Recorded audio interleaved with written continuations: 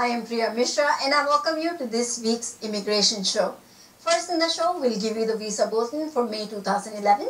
After that, Mr. Suresh Dalal will answer your questions. As you know, Mr. Dalal is a member of New Jersey Bar and has been practicing in our state for over 30 years. Welcome, Mr. Dalal. Thank you. Please give us the visa bulletin. First, I talked about the family category, then I talked employment category.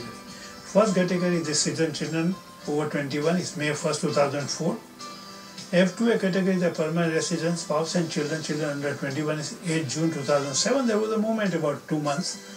F2B category is the permanent resident children over 21. Of course, unmarried is 15 April 2003. It's not moved at all. F3 category is the married children of citizen is May 1st, 2001. It is moved from March 15th. And brother and sister is 8th March 2000. So they are all moving very slowly.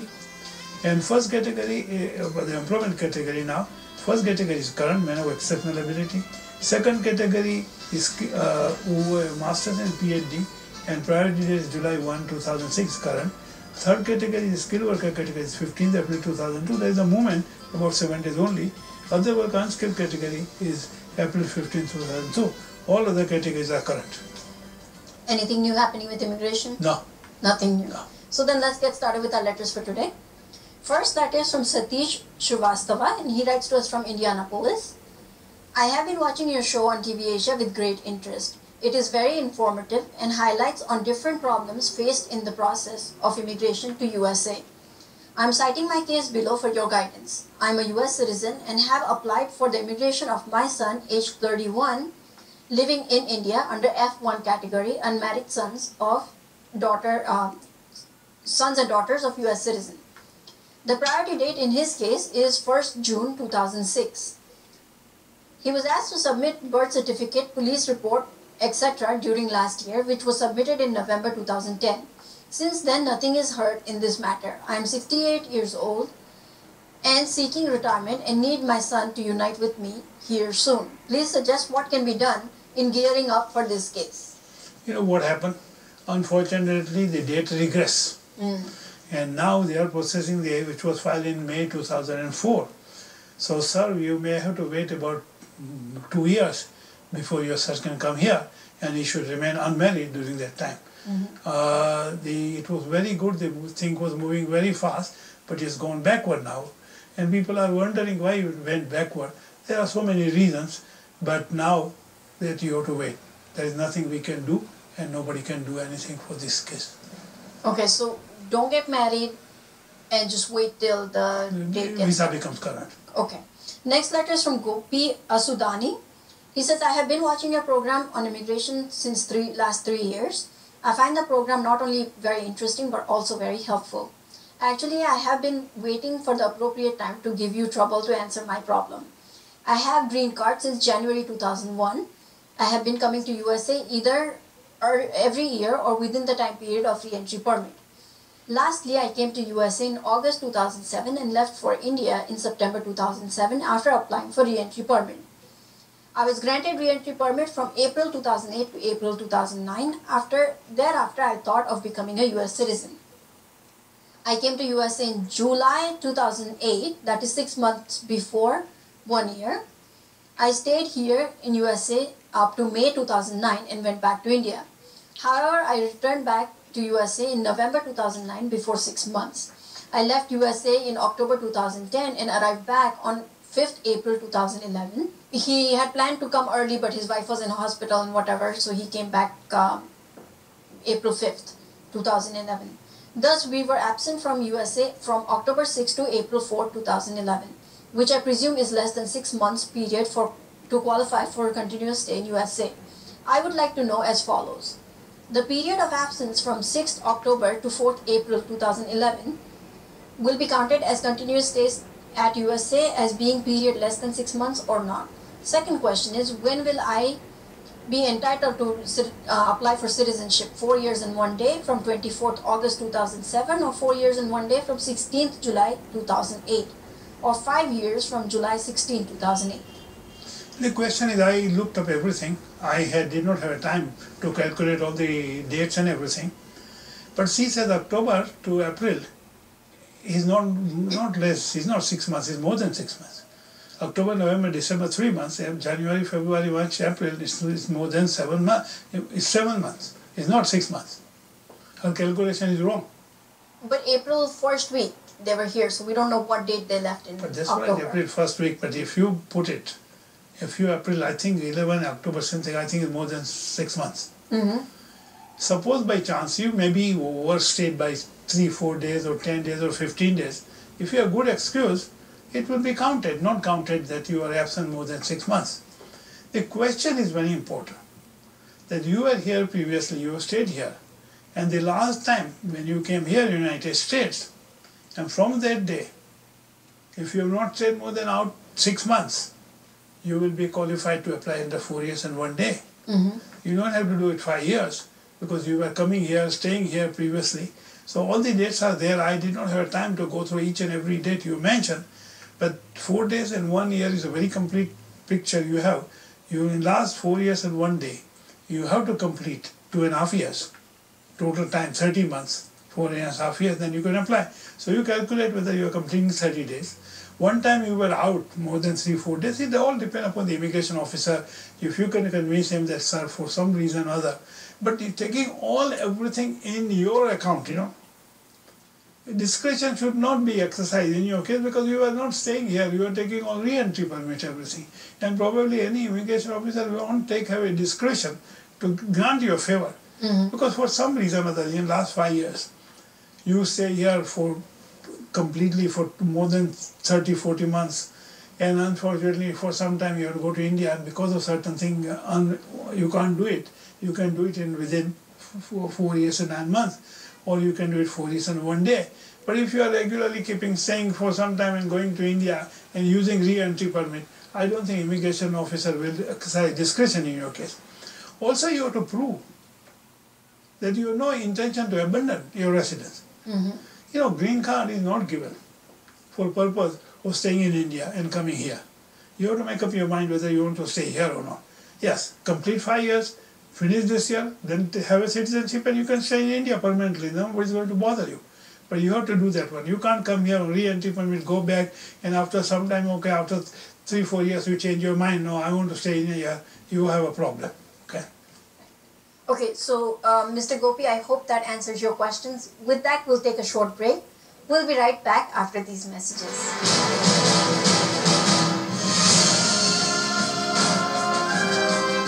Get what?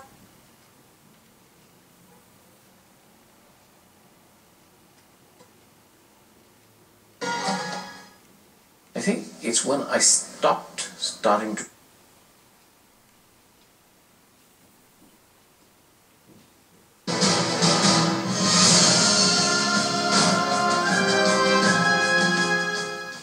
You're watching the Immigration Show on TV Asia. Our next letter is from Jignesh Agarwal, and he writes to us from Houston, Texas. We watch your show every week. We have Dish Network. Your service to the community is extraordinary and praiseworthy. We are thankful to you. I have a complicated question and hope to hear from you soon. My first marriage took place in September 1991. We had a son in February 1993. We got divorced in May 1995. I came to USA on visitor visa end of May after the divorce. I got married second time to a US citizen. On April 1997, I stayed with my second wife for 6 years, got legal status through her, and got divorced on October 2003 because of her bad habits. I became a US citizen in 2008. Meanwhile, I came to know that my first wife had come on visitor visa with my son in 1997. So I filed for my son in 2004, and now he has a green card since 2008 as I am his biological father. During this process, I came in contact with my first wife who is Indian and never married second time. So I want to marry her again and help her get the legal status in USA. We have been separated for the last 15 years.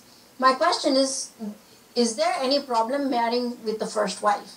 Is there any legal matter which would prevent me from doing so? Or she should wait till her son becomes citizen in 2014 and try to get her status through her son? Thanks in advance. On this type of case, when it comes before immigration officer, they look from every different angle to decide whether the second marriage was a fraudulent marriage. And you only divorce your wife for a convenience because you wanted to marry a second. And if you can satisfy by all the evidence which you have in possession, saying that was not the reason why the marriage broke down first way, now they will ask you that. And if they come out that this is not going to be merely accommodation marriage, you are really genuinely want to marry your wife, and then you want to marry her, then the petition will be approved. There is no question. I have, in many cases, I have advised looking everything into consideration. I advise not to go through the first wife. Never file through yourself, file through your son. I've done many cases where I suspected the marriage was for dissolved only purpose of getting a green card. And in that cases, before they can open your box, Pandora box, and they make more inquiries and you put in trouble, it's better to wait and see whether you can qualify through your son, then all other things won't come into picture. So you have to decide. I don't know all the facts. I don't know how the immigration officer is going to look this case into this case. That the first marriage you divorce your wife. For what was the reason was a divorce? Why didn't you come back here and marry a second wife? Was it the first wife divorced because you wanted to get entry in this country? All these things question will be looked up by the immigration officer. Right. So you have to be very careful. So he has to basically have proof for the second marriage more than the first one. Yeah. That it was a legitimate marriage and that which he probably has because he got divorced. 6 months, bad habits, he said. But what's the reason for divorce for his first wife? Whom he's got a son. And why he divorced her? Right. That must be also a bad habit. I know. So this is the one, somebody is going to judge you. All in immigration, whether it's a same marriage, whether the marriage was dissolved, only purpose of getting a green card in this country. Yeah, but you kept a relation with the first wife or second wife for 6 years, that's a good thing. You got all the papers. First wife you are marrying after 15 years. It can happen. People are married, there is nothing problem. I have done cases. I have a case where this issue came up and the man gave an explanation. Sir, my son came here and he asked me, why don't you marry your mother? Because at that time my first marriage broke down because I was drunk. I was a drunkard. And my wife broke and I now changed person. So my wife has accepted me. Right. So we had a good relation. We have done these cases. So in genuine cases, it may work. It may work. Alright. Next letter is from Kushal Shah. He says, I am a green card holder residing in USA at the moment. I got married to a British citizen in India. My wife has entered USA under the visa waiver program. After that, I have filed an I-130 for her on March 21st, 2011. I have received the receipt for the same. My inquiry is, what are the possible ways that she can stay in USA without leaving the country? Can she stay here and then apply for the adjustment of status when filing for approval? You know one thing, this is a very interesting question. Formally, we has no problem. We used to do in New Jersey adjustment of status after 10 years because you become a citizen. But the law, there is a decision now coming up from all different circuits saying that the marriage should take place within 6 months of the arrival. Whether the adjustment status should occur within 6 months, I don't know. I'm not very sure about it because that decision is not handy, but you have to look up into this matter very carefully.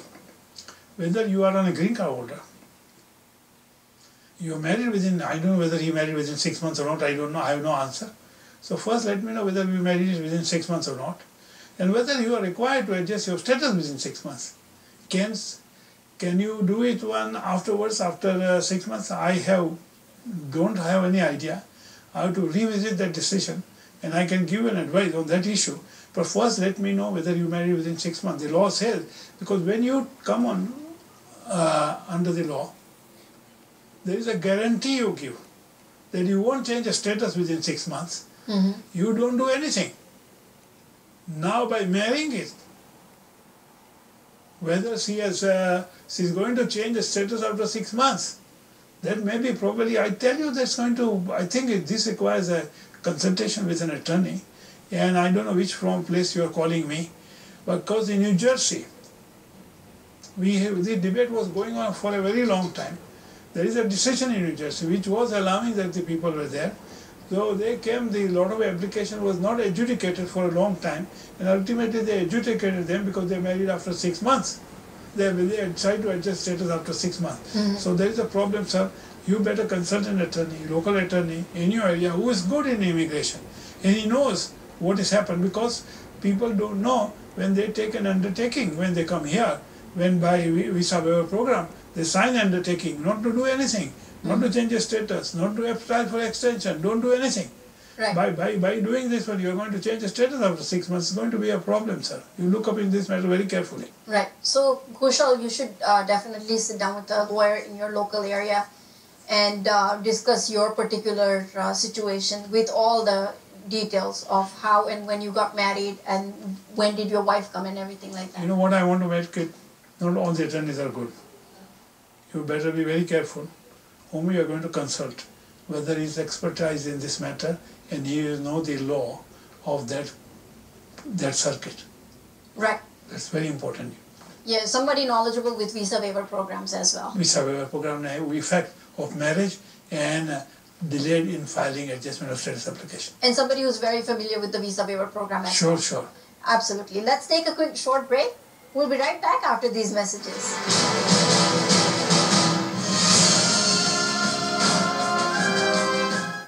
Let tantalizing tastes take you to exotic places. The Jewel of India. Authentic Indian cuisine presented for the modern tastes of today with relaxing personalized service. And for only $9.99, you'll love the healthful and sumptuous lunch buffet. Let us make your next birthday, corporate, or special event a success, here or at your location. And liven the mood in our elegant and modern bar. Enjoy the Jewel of India, the special occasion destination. $9.99 Route 1 South in North Brunswick at the Ramada Inn. Mantasam presents Suresh Dalal in Kishan versus Kanhaiya live across USA. जानते हो लोग भगवान में क्यों मानते हैं? क्योंकि कुछ सवालों के जवाब तो Google search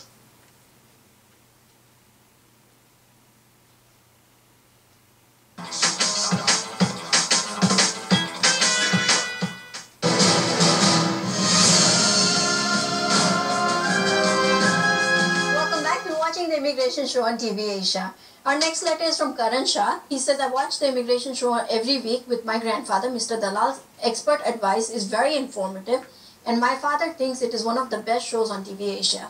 Thank you very much. Thank you for answering my following question. Your advice will be very helpful. My mother, a US citizen, had filed a petition for her two brothers in November 2002. In March 2010, one of the file was approved and the other was declined. USCIS has sent the reason for denial letter to my mother in March 2010 at our old address, since she has not changed the address with USCIS, therefore she did not receive the letter. I spoke with the representative from USCIS yesterday after 1 year when I found about the application denial.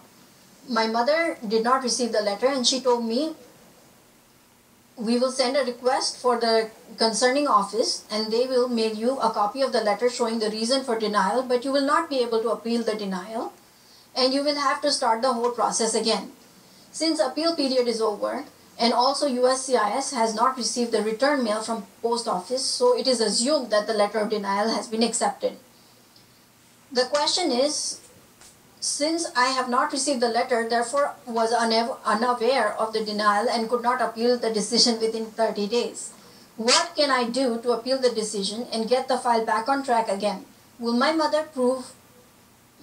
mother's proving that she did not receive the letter help? If yes, how can I prove that I did not receive the denial letter? Will it be advisable to consult a lawyer? Sure. It's very advisable to consult a good lawyer. We have done many cases on this issue. Generally, how you can overcome this issue? The only way you have not, when you change the address, the duty on everybody is immediately to inform Immigration Department, Homeland Security, where they are processing I-130, that your address has been changed and you file Form AR11. If you don't file AR11, It's not the fault of immigration to send you the address, to send the papers at the old address. We generally overcome this issue by proving that the old address people are living are also relative. And if they have received the letter, they would have given to my client. And unfortunately, that we try to get an affidavit from the people who are living at the same address which you were there. Or some cases we were successful in proving that in one case there was a big apartment complex, there were 12 people living, out of which the Patels were living, 6 Patels. And the letters were exchanged by between parties, and the letters were lost. So all these issues are to be brought to the immigration, and you can file a notice of a motion, taking everything into account. And probably there may be a chances of reopening.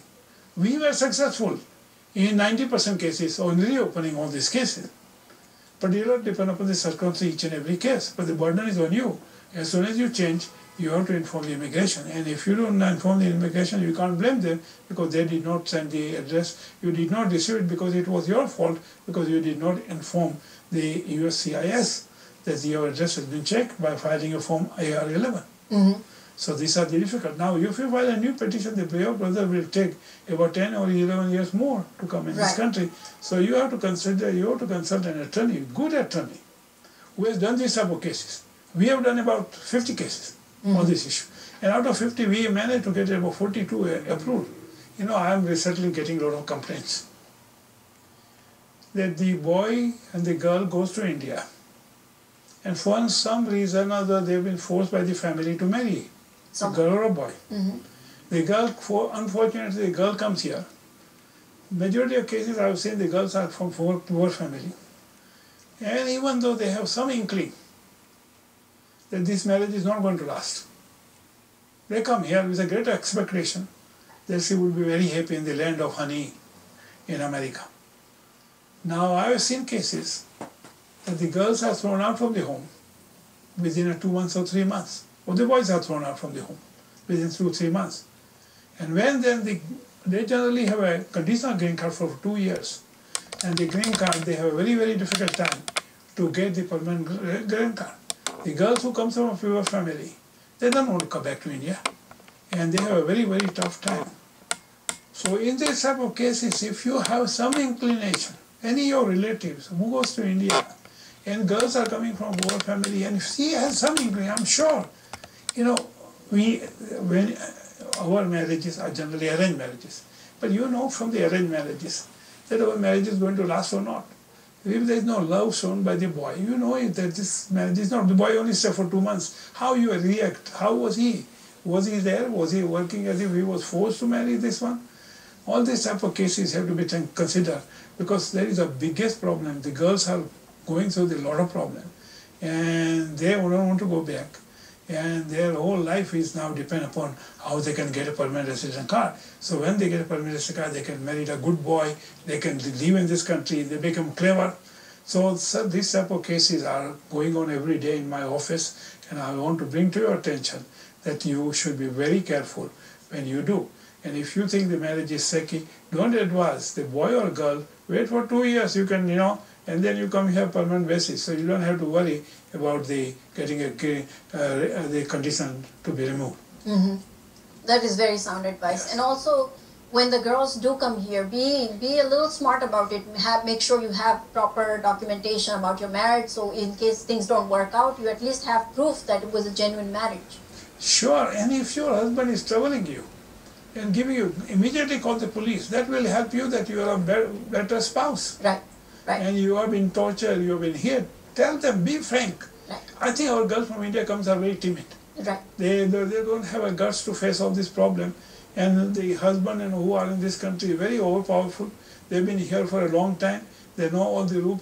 Well, the value system is also different, where you feel like he'll get better, benefit of the doubt is always given. After the girls come here, after 2-3 years, they become as smart as any local person. Absolutely. But the girls from India, they generally have a disadvantage.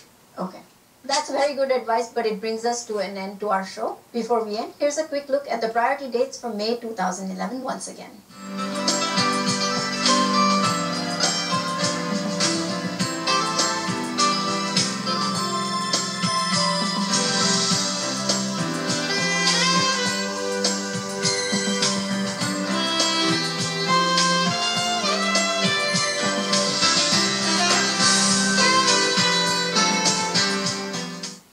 our address where you can send us your questions and or suggestions for the immigration show on TV Asia. Our address is 76 National Road, Edison, New Jersey 08817. Our fax number is 732-650-1112. Our email address is immigration@tvasiausa.com. Please remember we do not respond to any letters by email. Please remember we do not respond to any letters by mail, by email, by fax, or by phone. When writing your question to us, please let us know the city, state, and how you're watching TV Asia. Dish, satellite, or cable. If cable, please let us know the name of the company and the channel number you're watching us on. Please allow at least 4 to 6 weeks for us to respond to your letters. Once again, I am Priya Mishra, and I would like to thank all of you for joining us here today on this Sunday, and thank you, Mr. Dalal. Welcome.